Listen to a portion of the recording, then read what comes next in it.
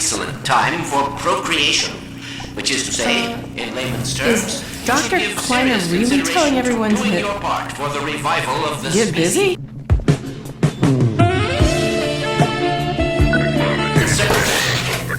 You're right. We don't have time to watch TV.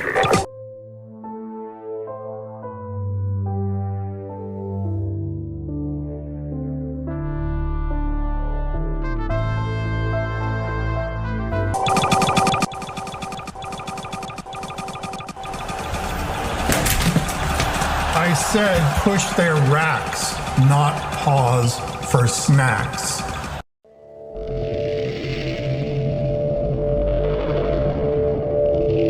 The Orange Box, my favorite game, released in 2007 and my formal introduction to any Half-Life games or any Valve franchises as a whole at the ripe old age of 10 years old.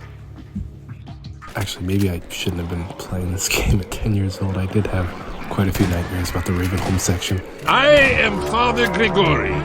Now, the Orange Box is not actually just a game, but rather a collection of 5 games: Half-Life 2, Half-Life 2 Episode 1, Half-Life 2 Episode 2, Portal, and Team Fortress 2. Portal being a standout selection considering it was new at the time, and technically an expansion of Half-Life 2, same as Opposing Force or Blue Shift at the time. All in all, though, these were 3 great franchises made by an even more outstanding company that completely reinvented and reshaped my idea and concept of what a game could be. So how about now? Do the games still hold up? Or will the 2007 Source engine crash my system? Well, why don't we find out for ourselves when we look at the Orange Box in 2024.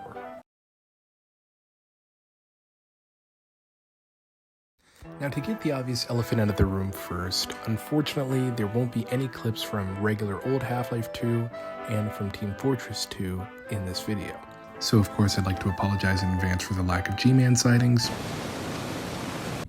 Top 5 jobs that fine-ass white girls have. And of course train station shenanigans. Dr. Freeman.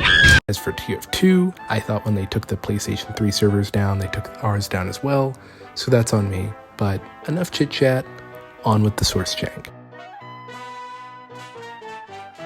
Combine zombie.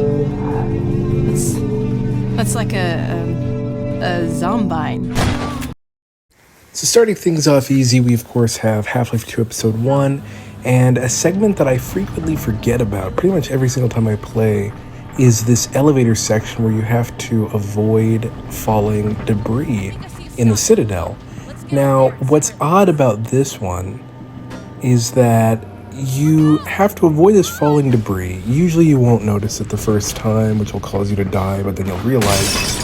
However, in one of these clips, Alex just straight up blocks me, because that's what happens when you're in a physics-based game from 2007 and the NPCs just get in your way. It's not bad enough that she blocks me from getting off the elevator in that clip, but in this clip, her NPC actually walked in the way of my character right as I hit the autosave point, which caused my game to soft lock and I had to load my old save. And I'm glad this game does have an autosave system, because other than that, I would have been screwed. Now with some of these, I'll be first to admit that they might just be user error. Like in this one, I know for a fact it was just me. After I ignited the power source on that bridge, I hadn't noticed that a stalker had shot the other side off. This one's another good example of when physics plus combat can sometimes go wrong. Now, in this area, you've got all these explosive barrels, you've got zombines, they've got their own grenades, and I get stuck on a prop, and I can't move out of the way once this guy dies, and he drops this grenade.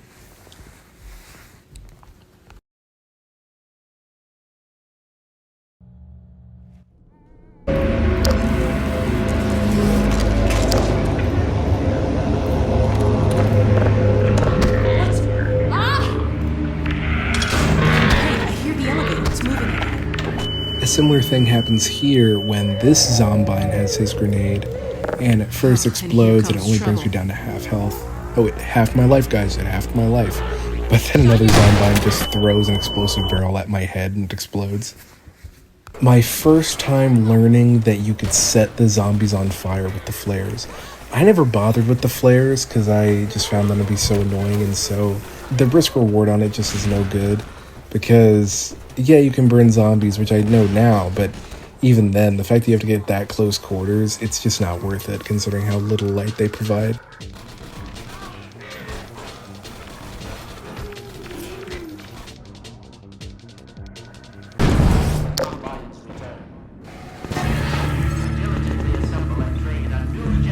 That's it. See if the crank still works. Come on, Gordon, crank that thing.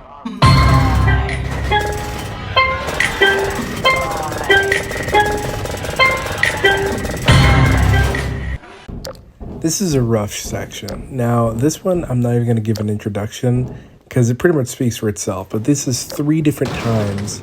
Actually, I think it's like 5 different clips just in this general area, but 3 different times I tried this vent section out.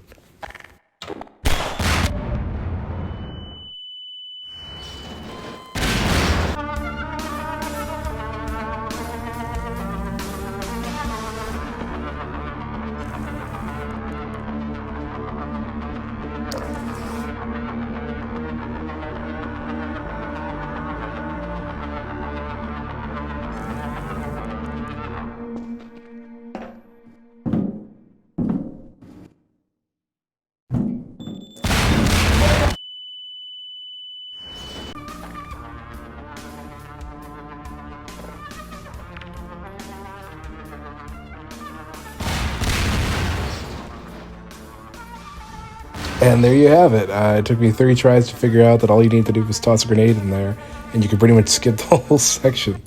That is, unless you don't get too cocky like I did and try to sprint through not only trip mines, but 3 explosive barrels heading right towards you as well.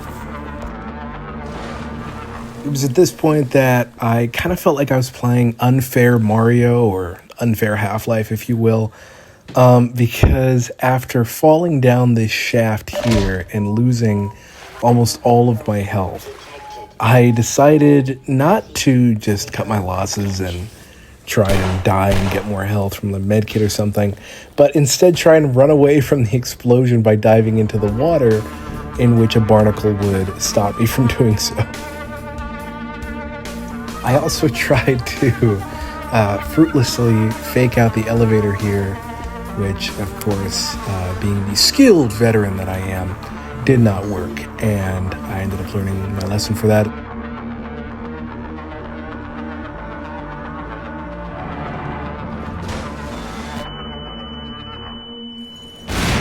This antlion battle in Low Life is one of my least favorite sections in any Half-Life game. I would rather sit through 2 water hazard chapters than to do this antlion battle. Not even because the gameplay is really that bad, but the antlion swarm that you have to deal with and navigate while Alex just shouts random, expletives at you, I just can't handle it. And then she died! Now this final boss battle here with the Strider is one that I like to call the gift that keeps on giving. Because right when you think you're safe, some random explosive prop or spare grenade or stray bullet will just come flying at you with some sort of Team Fortress 2 sniper critical hit.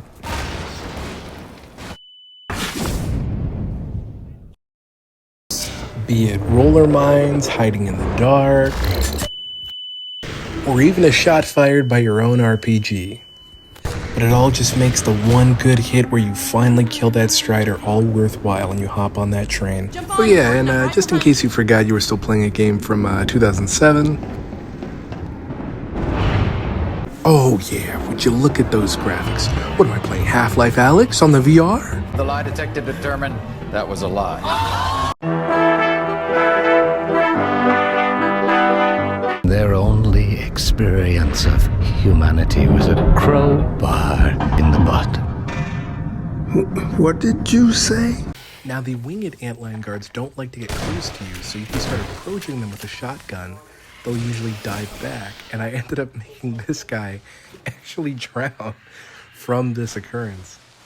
But it can't always be that easy, as seen here with the antlion guard boss battle in which one of the antlion guards, I believe it's the charged one, yeah, just throws an explosive barrel right at me from across the entire field. And now he's just driving a car. Stream sniping. This is a classic Easter egg where if you throw a grenade at Alex using the sniper, they just use the combine. As you'll begin to notice throughout my Half-Life 2 Episode 2 clips, I was actually going for the Little Rocket Man achievement, which did cause some expected difficulties along the way.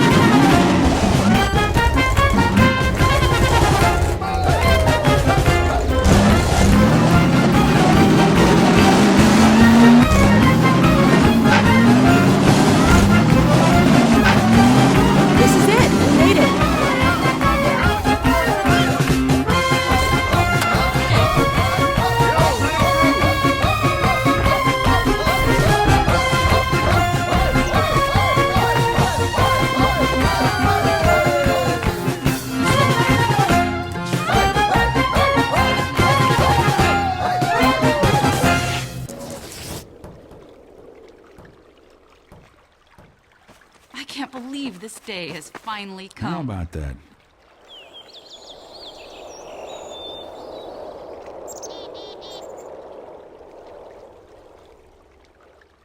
Change is in the air. Right on.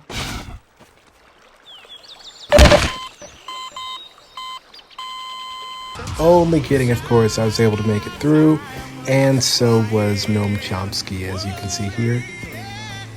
And I actually hadn't noticed, but apparently I had not already gotten the achievement on this account, so this was the first time I had gotten it on here.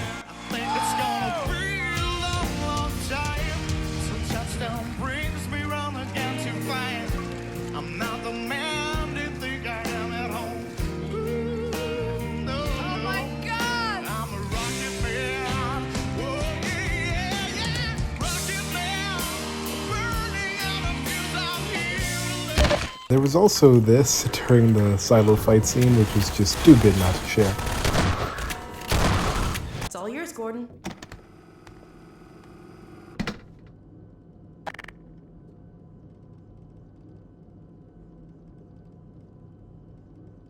Well, you gonna push the button?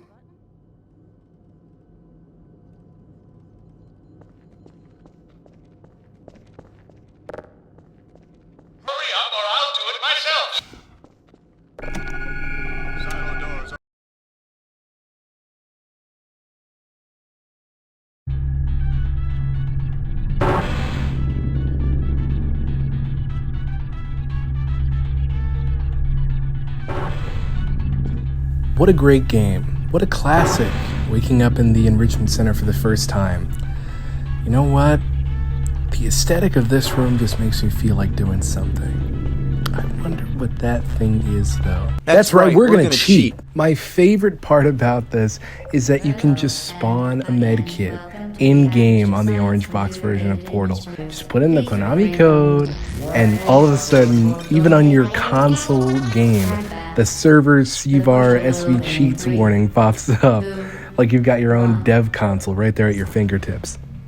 Now, while there's not a lot of source jank that isn't self-inflicted in a game like Portal, there are a couple blind spots. Like this door right here, in which you can see some sort of weird thermal camera effect coming through the side of the wall here. And of course, we have the return of our old friend, the soft lock, which reared its ugly head during this loading screen. I don't know if I had jumped or had just made a wrong turn or something, but I don't even know how this soft lock happened.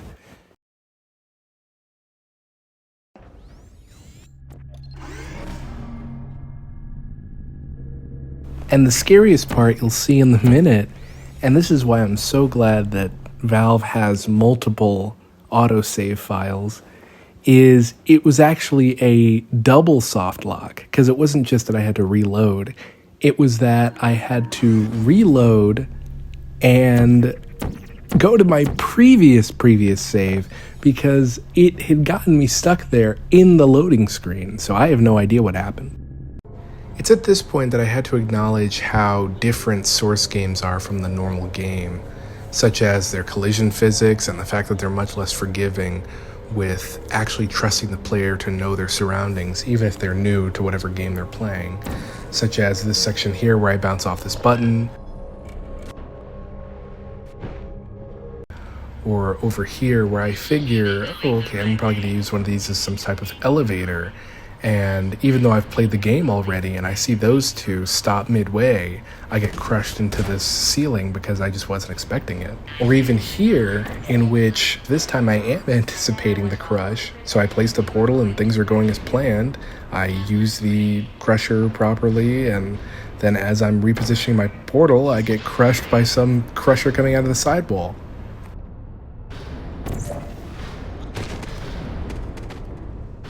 But back to the actual Source jank, this soft lock takes the cake. Not only was it absolutely unintentional, it may seem like, oh, you should have known, but trust me, I did not have any idea that this was going to happen. And even more so, I was not expecting the outcome that this would end up giving me. Because not only did it stop all movement of the moving platform, but look what happens to my character after trying to fix my mistake by simply trying to knock it out of the way by causing some collision physics.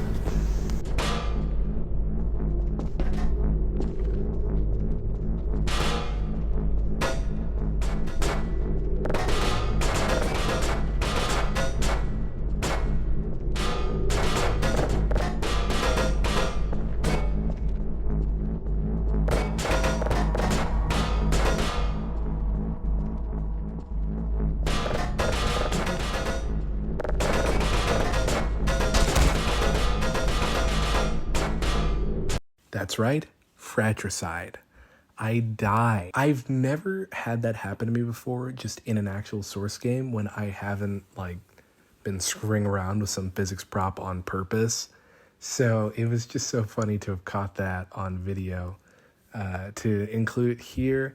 And frankly, I think that's a better time than any to wish everyone farewell for this experimental video, dipping my toe in the gaming commentary pool as Valve fans get ready for the release of a new Half-Life project. I'm not saying it's Half-Life 3. You can head over to Tyler McVicker's channel and he can tell you about why a single pixel missing on Dr. Kleiner's hair means that the G-Man is going to take him aside for a Dr. Kleiner Gray Shift spinoff. But wait, does the orange box still hold up in 2024? I mean, yeah, obviously. I wouldn't be making this video if it didn't. I don't have time to make videos about bad games. But seriously, not only does it still hold up, it's still one of the most intuitive game collections / game experiences you'll ever have in your entire life. Even if you're not a gamer, you can pick all of these games up pretty easily. And now that I know that the TF2 servers are still active, it's time for me to visit your mother.